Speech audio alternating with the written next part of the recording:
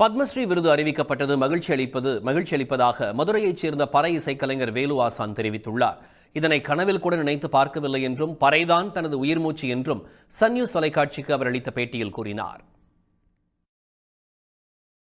நான் படிக்கலைங்க, பறை தான் என்னுடைய உயிர் மூச்சு. ஆனால் பறைக்காக நான் உழைத்தேன். பறை உழைத்தேன் கிடையாது. இப்போ தமிழக முழுக்க பயிற்சி கொடுத்துருக்கேன், உலக நாடு வரையிலும் பயிற்சி கொடுத்துருக்கேன். நான் அமெரிக்காவில் சென்று போயிருக்கேன். ஆனால் பறை தான் என்னுடைய மூச்சுனால பறையெல்லாம் பரவலாக்கிட்டு இருக்கேன், வளர்த்து வந்துக்கிட்டு இருக்கேன். அதே மாதிரி இந்த பறைக்கு கிடைச்ச மரியாதை எனக்கு கிடைச்சதுன்னு சொல்லக்கூடாது, பறைக்கு கிடைச்ச அங்கீகாரம்னு சொல்லணும். விருது கிடைச்சது எனக்கு கனவு கூட நினைக்கலாம் இந்த மாதிரி விருது கிடைக்குன்னு சொல்லிட்டு. அதனால் இந்த விருது பறைக்கு தான் நான் என்ன நன்றி செய்யப்படும் கைமாறு செய்யப்படும் தெரியல. என்னோடய குருநாதர்களுக்கு நான் அந்த சமர்ப்பிக்கிறேன். உலகம் பூரா பறை நேசித்து இந்த பறையை மீட்டு உருவாக்கம் பண்ணி வந்துக்கிட்டு இருக்குது. பறைக்கான மரியாதை கிடச்சிருக்கு, அங்கீகாரம் வச்சிருக்கு. அந்த அங்கீகாரம் இது மட்டும் இல்லை, எனக்கு இந்த விருது கிடச்சது பெரிய ஒரு என்ன சொல்கிறது, நான் எப்படி சொல்கிறதுன்னு தெரியல. அவ்வளோ பெரிய ஒரு சந்தோஷமாக இருக்குது. ஒரு சாதாரண ஒரு படிக்காத ஒரு கலைஞர், ஆனால் படிக்கலை. ஆனால் ஐஏஎஸ் ஐபிஎஸ் அகாடமியில் போய் நான் பயிற்சி கொடுத்து அவங்களோட நிகழ்ச்சி பண்ணியிருக்கேன். அதான் நான் எப்படி நான் நன்றி சொல்லலை, எங்களுக்கு குருநாதருக்கு இந்த விருதை சமர்ப்பிக்கணும். அதான் என்னோடய ஆசை. பஞ்சாபில் கபடி போட்டியின் போது தாக்குதல் நடத்தப்பட்ட சம்பவத்தில் விரைந்து செயல்பட்டு தங்களது பாதுகாப்பை உறுதி செய்த தமிழ்நாடு அரசுக்கு தமிழக வீராங்கனைகள் நன்றியை தெரிவித்துள்ளனர். பஞ்சாப் மாநிலத்தில் நடைபெற்று வரும் தேசிய அளவிலான கபடி போட்டியில் அன்னை தெரசா மற்றும் பீகார் மாநிலத்தின் தர்பாங்கா அணிகளுக்கிடையே போட்டி நடைபெற்றது. போட்டியின் போது வெற்றியை தடுக்க தமிழ்நாடு வீராங்கனைகள் மீது பீகார் வீராங்கனைகள் தாக்குதல் நடத்தியதால் கலவரம் ஏற்பட்டது. அப்போது போட்டி ஏற்பாட்டாளர்களும் ஒன்று சேர்ந்து தமிழ்நாடு வீராங்கனைகள் மீது தாக்குதல் நடத்தியது அதிர்ச்சியை ஏற்படுத்தியது.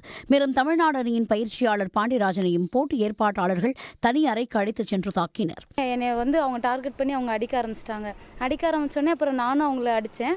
அப்புறம் 2 பேருக்கு ரொம்ப சண்டை வரும் தான் எங்கள் டீம் பிளேயர்ஸ் அப்புறம் கோச்சஸ் எல்லாருமே அது விலைக்கு விட தான் வந்தாங்க. அவங்களும் அடிக்கிற மாரி அவங்களும் அடித்தாங்க அப்படின்னு சொல்லிட்டு அவங்க ரொம்ப இஷ்யூ பண்ணிட்டாங்க. ஆர்கனைஸ் பண்ணுறவங்களாவது ஏதாவது பண்ணுவாங்கன்னு நினச்சா, பட் அவங்களே எங்களை ரொம்ப டார்கெட் பண்ணி அவங்களே அடிக்க ஆரம்பித்தாங்க. சேர் எடுத்து அடிச்சிட்டாங்க. ரொம்ப ஒரு மாதிரி ரொம்ப ஃபோர்ஸாகவே அடிக்க ஆரம்பிச்சிட்டாங்க. ஹிந்தியிலே பேசிக்கிட்டு வாங்கன்றாரு.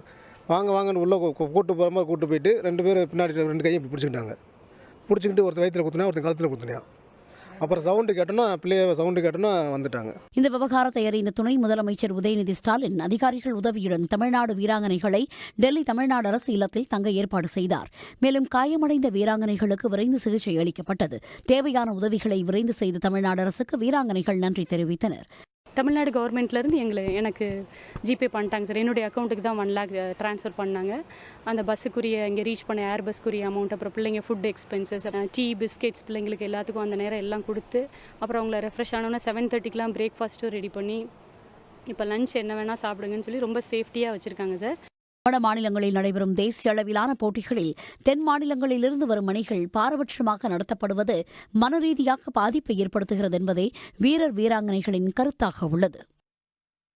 புதுக்கோட்டை மாவட்டம் வேங்கைவயல் சம்பவத்தில் தனிப்பட்ட விரோதம் காரணமாகவே 3 பேர் குற்றத்தில் ஈடுபட்டுள்ளதாகவும் இதுகுறித்து தவறான தகவல்களை பரப்பிட வேண்டாம் என்றும் தமிழ்நாடு அரசு வேண்டுகோள் விடுத்துள்ளது.